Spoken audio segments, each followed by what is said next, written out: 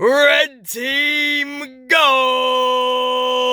My amplified unit, wake up, and get amplified. It's a travel day. We're coming at you in podcast format, audio format only. But BC's ecstatic he gets to deliver an amplified packed Smackdown review for December 3rd, 2021, because it will be amplified packed. But before I do, BC came across something about 7 minutes ago, right before we started recording. BC came across some words by Io Shirai, and you guys know I love Io Shirai. She checks off every box as it pertains to a professional wrestler, and Io Shirai was asked about future matches should she get to the main roster, and she immediately, as well as Bayley, I want to give Bayley some props. Io does want to take on Bayley, and that would be fantastic as well. But Io Shirai mentioned Sasha Banks from the jump. That is a match that happened over in NXT. Io Shirai says that is a match. This is a quote by Io Shirai. That is a match that has to happen again. Now, you know this is a pro Sasha Banks channel, so you know we love Sasha. You know how much BC loves Io Shirai. If we can get that banger in an Iron Woman match, because that's how I see this unfolding. Now, can we trust Vinnie Mac to allow that to happen? That would be the biggest obstacle, the biggest barricade would be VKM, the old bastard from Stanford, because I don't think he'd even give them a half an hour. BC? I say give him the Shawn Michaels, Bret Hart WrestleMania 12 treatment. A 60-minute Iron Woman match. And I'll go traditional. We can still call it an Iron Man match. I don't care what you want to call it. Io Shirai, Sasha Banks, middle of that ring. For 30 minutes, BC would be captivated. The world would be captivated. Hell, BC would take 60 minutes with those two in the middle of the ring. Would VKM even allow a 60-minute Iron Woman match? An Iron Man match for the females, would VKM even allow 60 minutes? Fat chance. I believe the only female Iron Man match that I can remember on Vince McMahon's watch was actually NXT, of course. And I believe that was 2015-ish. Bayley versus Sasha Banks for the championship. And that was a 30-minute Iron Man match. Bayley walked in with the title, if I can recall correctly, and Bayley walked out with the championship. She defeated Sasha Banks, and that was one of the best female matches that you will ever come across. It was an Iron Man match. Bayley, Sasha Banks. And again, I believe anyway, that was TakeOver Respect down in NXT. Sasha Banks, Bayley. Other than that, I can't really recall in a big promotion an Iron Man match for the females. So beggars can't be choosers. I'll take 30 minutes with Sasha Banks and Io. Again, would Vince McMahon even allow that to happen, man? That's too much time for the females, he would say, correct? So I don't even think we'll get 30. But man, Io and Sasha, they could go 60. And it would be damn near the greatest thing ever, man. With their talent, you saw what happened the first time with the time they were given. So anyway, before I start this review, that got BC thinking, man. I like to always question you guys and poll you guys, man. So that brings up an interesting questioning I want to raise to my amp unit. Two females that you know, not just your favorite. For me, I got very fortunate. My favorite actually happened to be some of the very best to ever put on a pair of boots. But for you, not just your favorite, what two females, any promotion, what two females would you put in an Iron Man match that you know wouldn't just captivate you, but would captivate the majority of the world? So, not just your favorites, amp unit. Jot it down below if you got a moment. I would like at least 100 people to participate so I could get a good gauge of the unit and where they're at female-wise with two individuals in an Iron Man match. 30 minutes or 60 minutes, doesn't matter. But not just your favorites. Because again, I just don't know if Dana Brooke versus Lacey Evans would captivate the world for 30 minutes, let alone 60. But two of your favorites. Mix it up. I mean, maybe for you, Tessa Blanchard versus Charlotte Flair would be fucking dynamic to the next level. Maybe Jade Cargill versus Bianca Belair is something you want to see rock out for 30 minutes. Half of it would be wrestling, the other half them just whooping each other's ass. You know, maybe it's Bayley versus Asuka for 30 minutes. There's so many you could choose from. Shayna Baszler versus Thunder Rosa for 30 minutes. Mix it up maybe. I don't know, man. But there's a lot of good talent that you could easily place in there for 30 minutes, 60 minutes. Anyway, guys, that's my cold open. I wanted to just let you guys in on what Io's thinking. Io's thinking if she does get to the main roster, whether that's a promotion or a demotion. At this point, NXT's even worse. You can't go wrong these days, man. Io Shirai is probably best just to go somewhere other than NXT. That is a sinking ship and beyond.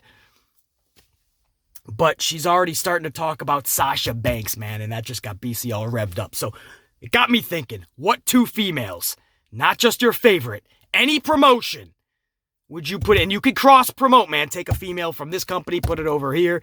If you were booking and you had that task, what's the two females that you would actually want to see for 30 minutes at least? And again, for BC, it's easy because Io and Sasha would go 60, and I'd be fucking ecstatic. Shawn Michaels, Bret Hart status for BC, man. Anyway, let me get a swig of coffee, man. A huge swig. And we're going to talk WWE Smackdown 12/3/2021. So a 6'3", 286-pound beast starts the show. And his name is Brock Lesnar. Sami Zayn immediately interrupts Lesnar, probably for the best. He's not the best on the mic when he's given bullet points. When he's able to just go out there and rock out, you get the best Lesnar. When you give him bullet points, when he's got a long script, it's probably not going to go off well, man. But he held his own in there. But he got off maybe a line, and then Zayn immediately interrupts. And Lesnar is hilarious, man. He says, "Shut up. I haven't the slightest idea who you are. Are you a fan?" Are you getting in the ring to ask for an autograph during a show? He says, maybe it's my ignorance, but are you a fan? I'm not trying to disrespect you. Are you a fan? It was great because you know Sami Zayn plays this beautifully, bro. We get a funny exchange with Brock fucking with Sami, trying to get him to cash in his little championship chip, if you will, because he won that battle royal at, I don't know, maybe it was Survivor Series. So Sami Zayn gets a championship match. It's almost, they're acting like it's the Money in the Bank contract, basically. Whenever he wants, he gets the match. And it was previously announced for day one, and now they're going to rush that to, well, last night. So Sami Zayn is being pressured. He's basically being bullied by Brock Lesnar. And Lesnar's like, you know, it'd be great if you cashed it tonight. That would be great, Sammy. See, now I'm a fan of you, Sammy. I'm a fan of you. We're like buddies now.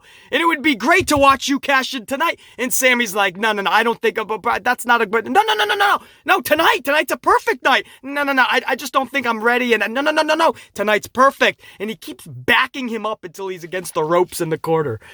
And finally, Zayn like accidentally puts his hand on Lesnar, like just back up a little bit, because I ain't cashing in this thing tonight. I'm not wasting my opportunity. And when he puts his hand on Brock, Brock's like, oh, fuck no, dude. Brock takes his hand, twists it back, and again, Brock was fucking with Sami until Sami finally, through an act of straight pain that Brock was inflicting, Sami does agree to face Roman Reigns for the Universal Championship later that night instead of the day one pay-per-view. Brock tells Zayn, go get him, kid, and he gives him this hard pat on the back that sends Zayn into the ropes. And then he says, oh, and by the way, I'll be right in your corner, kid.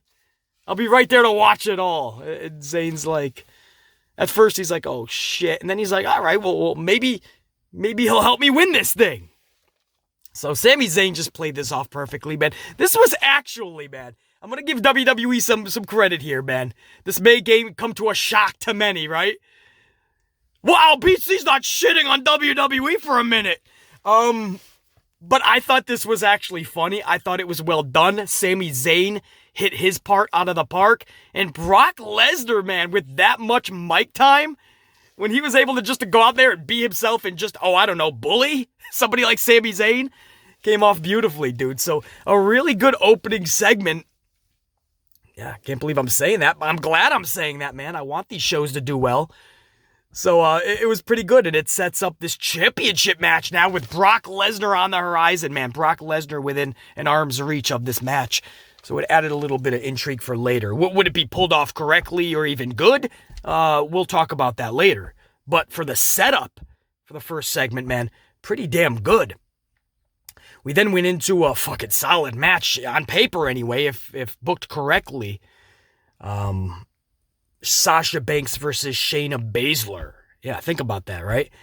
So Sasha Banks, she comes out last night. I don't know if it was white. It was like her cream outfit, right? The cream trunks and she's got her moves are on extra. Sasha Banks, if she's not the sexiest woman on the planet, she's runner-up by an eyelash. How on this round planet of chaos does this woman get sexier by the day? It's gotta be scientifically impossible to be that sexy. But she is.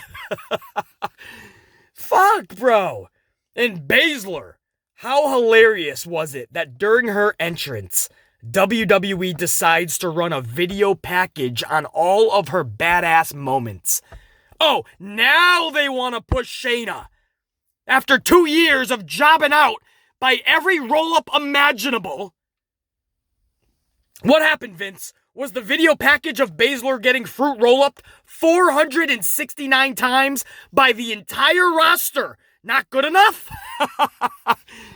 You could literally have a 20-minute video package on Baszler getting rolled up by a new wrestler 112 times each. It's a running joke on the channel, and it's sad because Shayna Baszler should not be a joke. She should have been booked as a badass from the jump. And then they yin and they yang her, right? They give her an inch and then they take her back a mile. Like the Elimination Chamber when you thought finally they're giving her a push, and then they take her right back.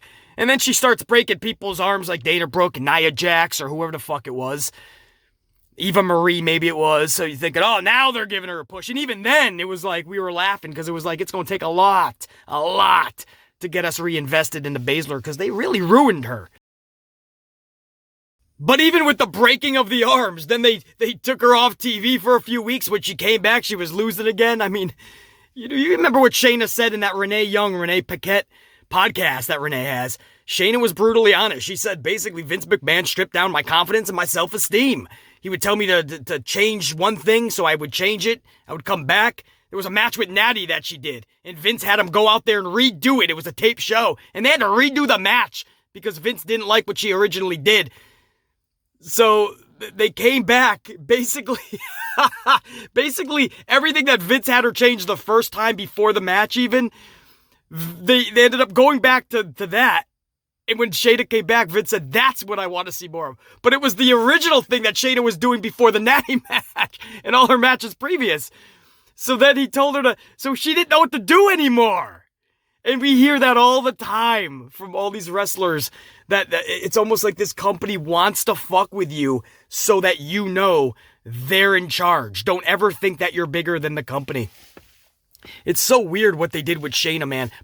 Not just professionally, but personally, man. Fucking with her mentality, man. Her mindset. I don't know, man. I just feel so bad for Shayna. Anyway, we get a badass video pack. So it looks like, okay, maybe here comes the 7th 2-week push for Shayna. This was actually a good match. Only 8 minutes in length. But they did a lot with those 8 minutes, man. And an awesome sequence with Baszler locking in the Carputa clutch. and Banks countering with the Banks statement. Just think of that. That's pretty badass, and it was. Really good stuff. The finish we already knew. It's a Baszler match, so obviously, as we aforementioned, Shayna is gonna get rolled up somehow. Doesn't matter what the variation is. She's not gonna get knocked out by a signature move. She's not gonna get rattled by anything. She's just gonna get rolled up somehow, right? The whole move is gonna be, I have your shoulders down. I'm holding you down. And I love Sasha Banks, man. That's my gal. This is a pro Sasha channel. But damn, do you have to have Baszler lose every single time via some type of a roll-up? Do you have to have somebody that's supposed to be badass like Baszler always losing by being held down? She's not even knocked, she's not even rattled, guys. No signature move at all. She's just held down. Come on, man. So anyway, that's exactly what happened here. Banks defeats Baszler via the awe-inspiring, ultra-devastating Fruit Roll-Up. Another roll-up for Baszler. Again, I can laugh at it now because, I mean, it's reached that like status of tragic levels. You know, it's almost like that's just what Baszler is there for now, just to get Fruit Roll-Up. And let's be honest, Sasha Banks wins a fucking match. First of all, Sasha's on TV. Sasha's winning.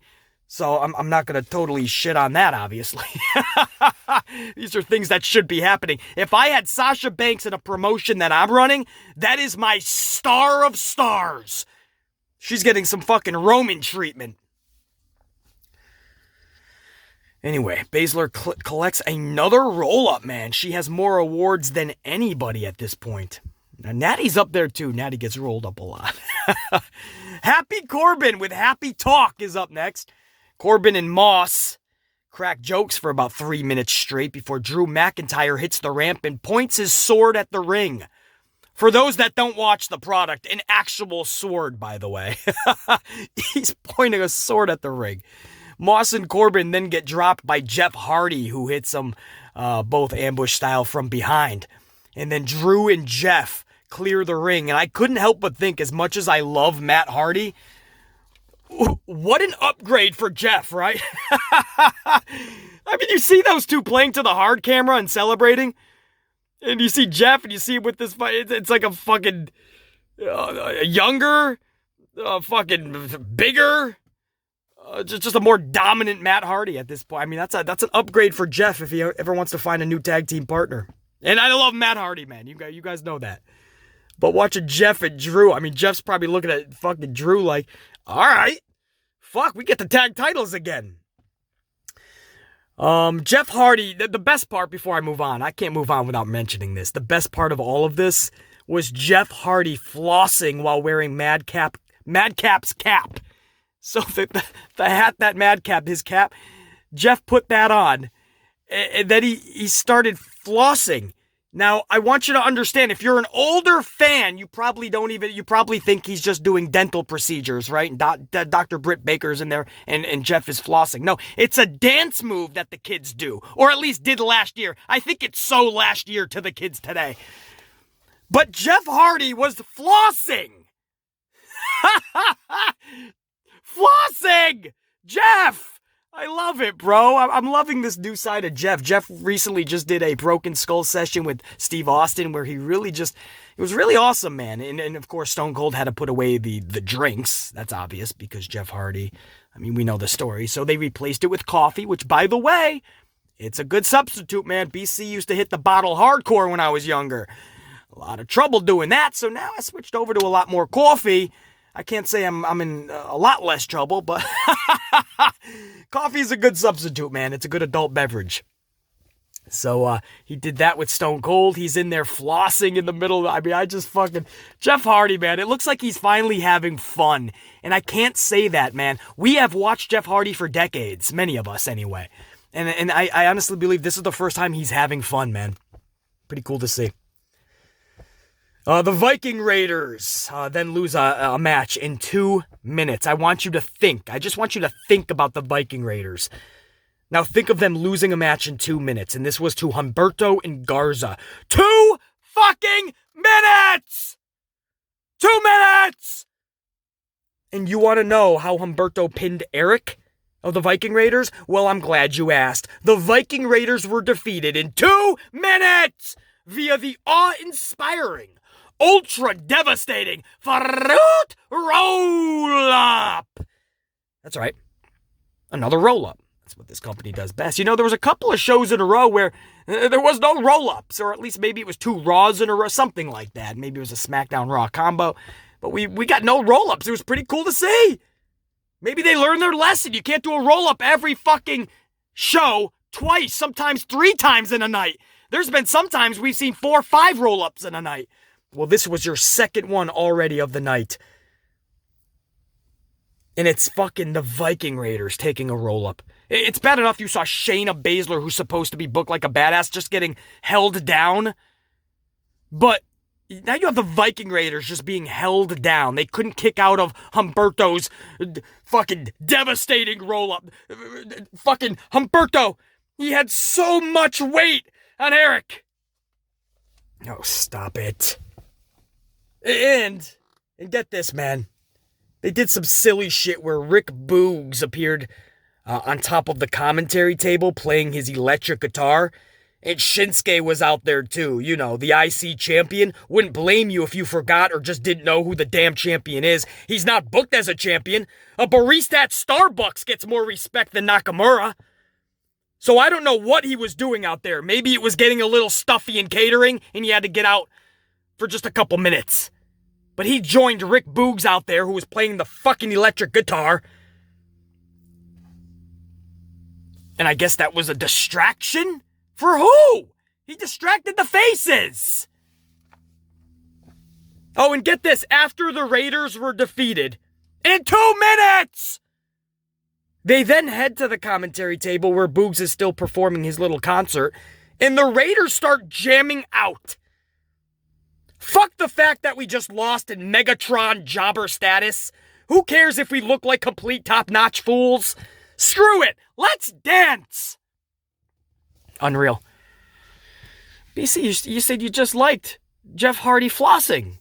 Okay, well, Jeff Hardy didn't just fucking lose via a fruit roll-up, man. Jeff Hardy looked badass in there next to fucking Drew McIntyre, actually. Jeff Hardy's finally fucking having fun. Jeff Hardy fucking dancing should be national headlines. Jeff Hardy flossing should be on the cover of the New York Times, the Post, the Washington Journal, you name it. It should be all over the fucking news networks. Jeff Hardy flosses. The Viking Raiders dancing after they just got fruit roll-up? Like they don't give a fuck? They're just looking for their next bucket of KFC? Unreal, man. You can't book these two like that, man, or just get rid of them and do them a favor then. It is sad to see what they were in NXT, man. I know we say that about so many talents, but man, when you saw fucking,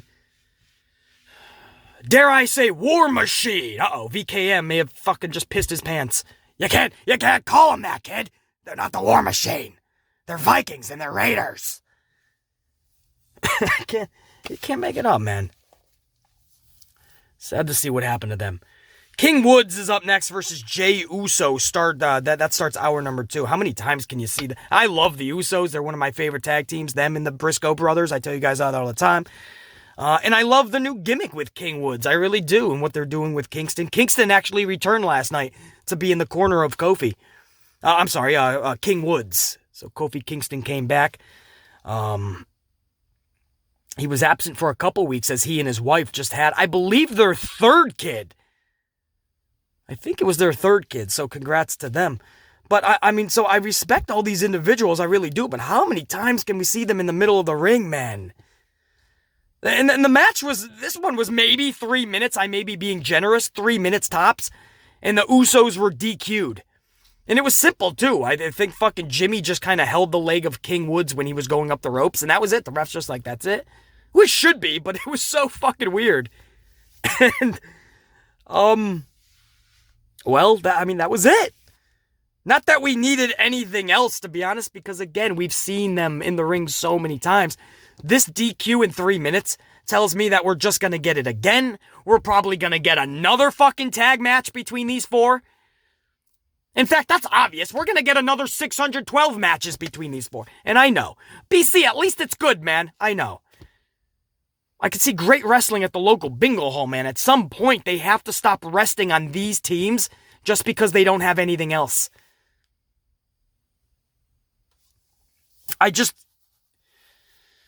If you're a fan, and this isn't even a diss, man, this is not shade to fans like this. It really isn't. I mean, it's frustrating. Fans like this are frustrating to deal with because they're not understanding you half the time, most of the time. But if you're a fan that just doesn't remember the past, doesn't remember any of their matches, doesn't care, then you're okay with it. That's fine. But there's a lot of fans like BC that remember the matches. There's a crazy concept. It's like watching a movie. You remember it. If it's good anyway, and they have good matches, we remember them. But what happens over the years and after meeting each other 412 times, it starts to get diluted, man. You've seen everything they can do. So that's the problem that BC and a lot of people like BC have when you see a match, not just a rematch, not just a best of 3, not best out of 7, not, okay, they've been in the company for years, so you're going to see it 20 times, BC. No, this is 412 times, guys. At what point do we say, okay, we have to make it a point to keep them away from each other now? Moving on, Charlie Flair is out next, middle of the ring, and she's addressing Toni Storm's challenge. Toni Storm wants a title match with Charlotte, for those of you that didn't know. So, some of you guys probably still don't even know who Toni Storm is. Her booking has been very odd since she's gotten to the roster. But Charlotte is bragging about putting her pie in Toni's face, not once, but twice. Actual pie, by the way, not Charlotte's personal pie. Nah, we're not talking about pile driving the poontang. Literally 2 cream pies were cascaded into Toni's face last week, and Charlotte made sure everyone remembered. And after she was done humiliating Storm, she adds insult to injury by denying Storm's request, I can fucking speak, for a title match. So she says, after she's done talking all this shit to and about Toni Storm, she then says, oh, in your challenge? No. And she walks off, man. Charlie exits the ring and goes up the ramp where she is met by Toni Storm, who creeps up behind Charlie. And this time, Storm puts her cream pie in Charlie's face. Again, an actual cream pie, not Storm's all-natural cream pie from the Great Down Under. Just had to clarify which cream pie was put in Charlie's face. Anyway, we gotta move on. This is going off the rails. So now this storyline, guys, let me just recap before I move on. The storyline with Toni Storm and Charlotte Flair is just each of them putting their pie in each other's face. Now, this would be okay if this was some, X-rated website or something, but for a storyline in pro wrestling for your championship, you're going to have to do better than pies and faces every week. This is 2 weeks in a row, bro. Next week, do we have a pie off?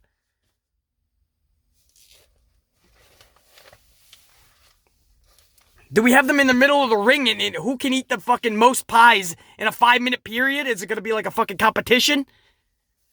You laugh. But this is shit that Vince will do. They'll take a concept and they will run it into the ground, man. So we're booking a storyline on fucking pie. You can't make it up, man. I know a lot of you guys don't even watch the show. You just tune into BC's reviews, and I appreciate that, man. Thank you for making BC your number one, some of you your only stop for professional wrestling. I truly appreciate that. But I could just think about how this might sound to you guys who don't watch the show. What? Is BC just fucking making up his notes now just because the show's so bad? Nah, man. That actually happened. Ooh. Let me get another swig of coffee too, man. My voice is gone from the AEW review that I cut this past week, man. Some water too while I'm at it. Highly controversial AEW review just because I was critical. Go figure. And then this one will be controversial too because people will think I'm fucking trashing WWE now. I can't win. Tell them the truth, man. Nobody wants to hear it anymore.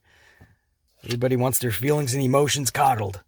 Anyway, I threw out my voice last week for you guys, and I'm still running hard for you guys, man. My amp unit deserves the best. That's what BC's going to give them. Sheamus then defeats Cesaro in 4 minutes via the bro kick.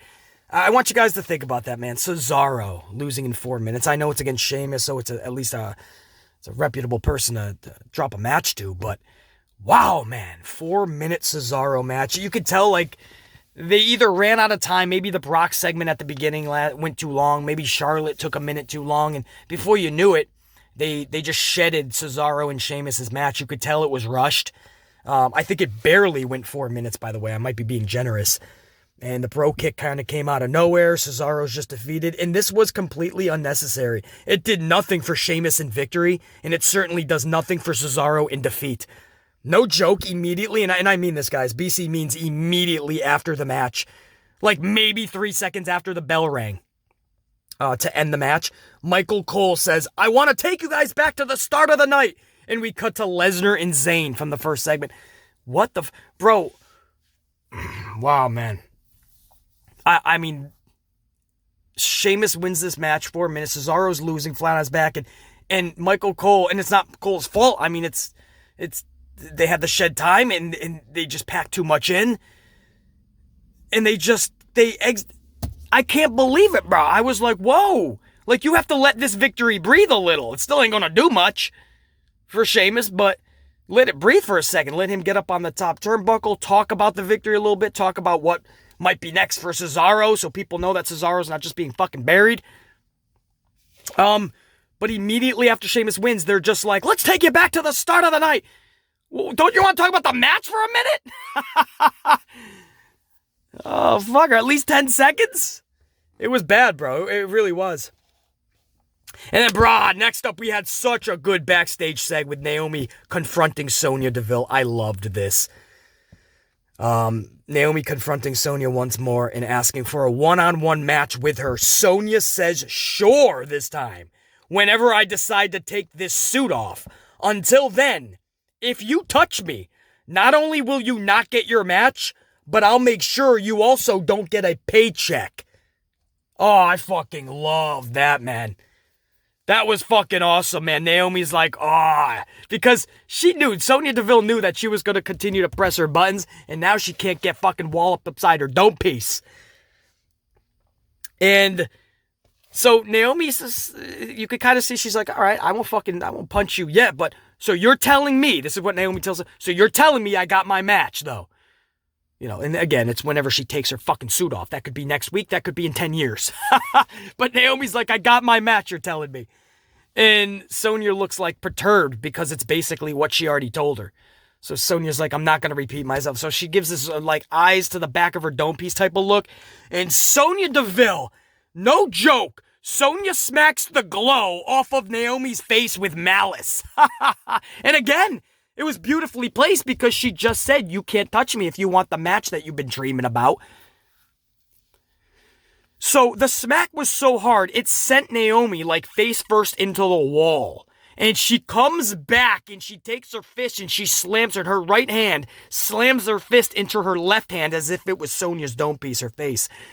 And she smacks her hand real hard and she's in Sonya's face and she's like, if I could just fucking rip you apart. It was great, man. A very good stare down. The whole backstage segment with these two. Fucking flawless. That smack. Man, that was an audible damn by BC when I watched that. Awesome segment by Naomi and Sonya Deville. And I'm loving this storyline, man. You know, it's funny. A lot of people go, oh man, this storyline's dragging on. Where is it going? I'm like, what the fuck are you talking about? Let it go. She's in a suit, man. They're gonna fucking play this out. I love how they added Sasha Banks with it last week. Maybe she'll have something down the line with Sonya, which I would love to see Sasha and Sonya down the road as well. I mean, you could play a lot of different parts. Let it play out, man. It's funny, over in AEW, everybody said Hangman Page and Omega was great long-term storytelling. Storytelling? I can fucking speak today. Long-term storytelling, I was told, right? But all I saw for 2 fucking years, for almost a year, they were a tag team. They split up, and it was a horrible breakup where you could tell AEW didn't know where this was going until they want to revisit it in the future. You know, it wasn't a diabolical split up, and then for the next year, they just kept them away from one another. Well, hell, that's amazing long-term storytelling. Well, BC, they had history way before AEW. Well, I know that. But there's a lot of fans that just started watching AEW when it started, and they're just learning them now. So for a lot of people, that was pretty much anticlimactic. You know, the story, I don't see any fucking difference here, man. They're taking a long time. You say, well, BC, the difference is that Sonya and Naomi just doesn't seem like it's moving anywhere fast enough. Well, neither was Hangman and fucking Omega. It was going literally nowhere. I don't see how anybody's looking at this and people were ripping this weeks ago because it didn't already lead to a match. So you just want to see 2 weeks of friction and then a pay-per-view match. No, I want to see this drag the fuck on, man. I want to see Sonya Deville be a thorn in Naomi's side for fucking months to come. So really get people frustrated. Oh my God, it's going nowhere. Why is this happening? The fact that fucking Naomi actually has TV time, a storyline, man, is involved in something that made BC go, damn! Man, that's fucking great in its own right. Main event was Roman Reigns versus Sami Zayn Universal Championship thanks to Brock Lesnar. And speaking of, before the match, Brock Lesnar destroys Zayn 10 times over, bro. F5, Suplex City, bitches, you name it, man. A whooping for the ages. A straight up wabaka. And then he just leaves Zayn basically fucking just there. He's just fucking slouched in the corner. Basically knocked out on his feet. And Brock just takes off. Brock's mission here was simple. He came back after his suspension and he learned that this dude has a title shot before him. Or could be involved in a triple threat because he won Brock wanted to get his hand. He didn't just want the Universal title. He wants his hands one-on-one with Roman, so there's no excuses. So his main goal last night was to eliminate Sami Zayn by any means possible, and that's what he did, man. He F5'd him several times, Suplex City bitches, you name it. Zayn was destroyed, and Brock heads out with a smile on his face. There'll be a time and place, and it's actually going to be at the Day 1 pay-per-view, January 1st, where Brock is going to get his hands on Roman. But for that night, he needed to eliminate his current problem, which was Sami Zayn. So the storytelling actually worked out beautifully here. Roman eventually does hit the ring, and it's an easy night for Roman as he hits a spear, and then he follows it up by locking in the guillotine, and Zayn taps out immediately. So it's almost like Zayn was knocked out, and subconsciously he's just fucking tapping out. It was beautifully, man. Everything Zayn does is a thing of beauty, bro. And Roman retains his championship. And I love how we went off the air with Roman Reigns talking shit to Sami Zayn. That's something he hasn't done enough of lately. When he first turned heel and we were all captivated by the storyline between him and the animosity with the Usos, a lot of what he was doing was talking shit in that ring, man. He was just a shit talker. He was owning everything around him in his vicinity. And he did that again last night. He turns back to Zayn as we fade to black, and he's talking shit as Zayn is knocked out, passed out, fucked up. And we faded to black and went off the air. I thought that's the Roman Reigns that we all got behind when he turned heel. So I thought that was fucking beautiful, guys. The only bad here, you could say Zayn's booking, but I think he's also in contractual talks, or at least soon. So, I don't think Vince is gonna... Vince is using him in storylines and such, but he's not gonna book him in anything big, probably until he signs on the dotted line. And maybe he won't. I don't know. So you could absolutely say...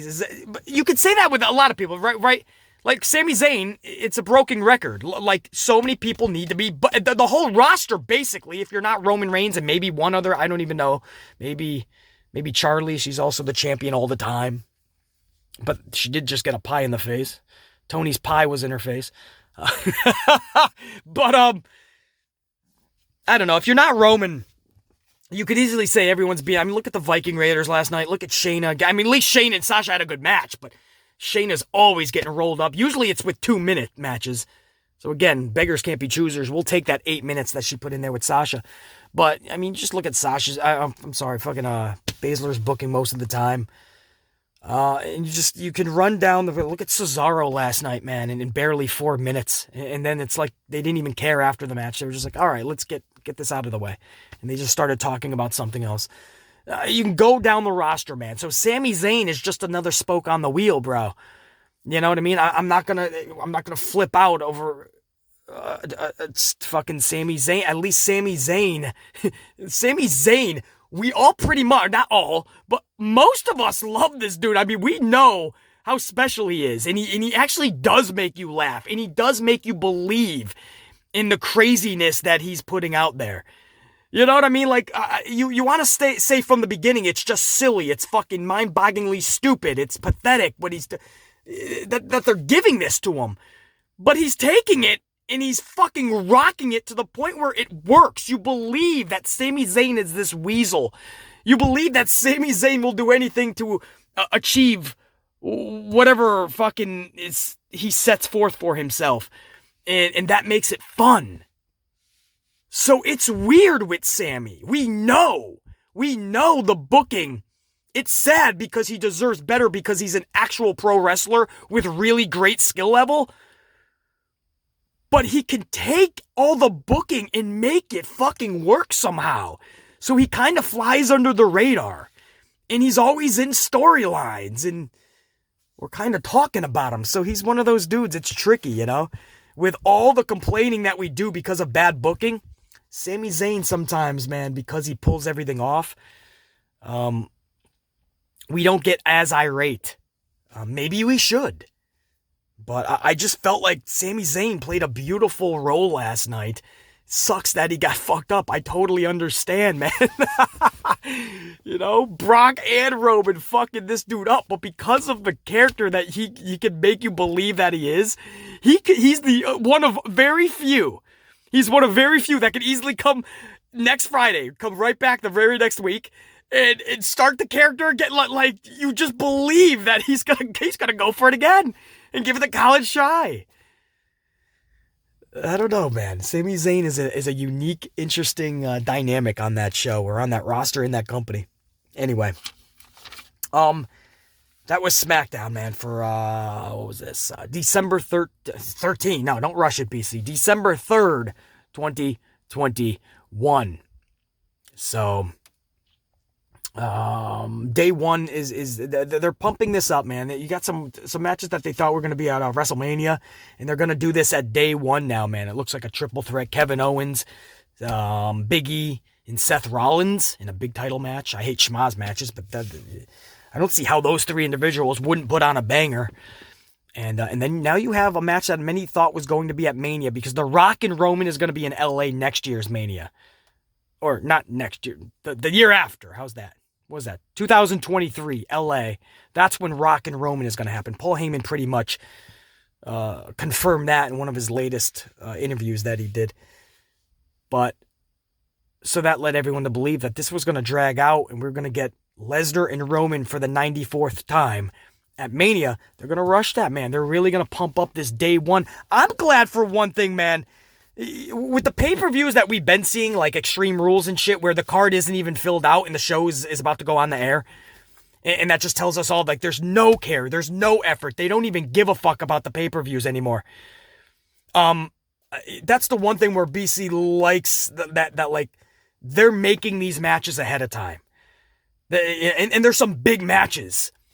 And, you know, that's a starting point, man. Baby steps. When you have so many problems in your company that the fans are addressing, I don't care if business is booming because of streaming services and tens of millions of dollars from countries and networks are giving you $1 billion. That's great, man. Then business is booming in that aspect. For the fans, we're not happy. And we're addressing issues. So, like, it's baby steps, man. Address that one big issue, man. Your pay-per-views have to start feeling like pay-per-views again. You call them special events, they have to feel special. 2021 has been the worst year for pay-per-views, and I'm not even just talking about the matches performed. I'm just talking about the booking or lack thereof going into it.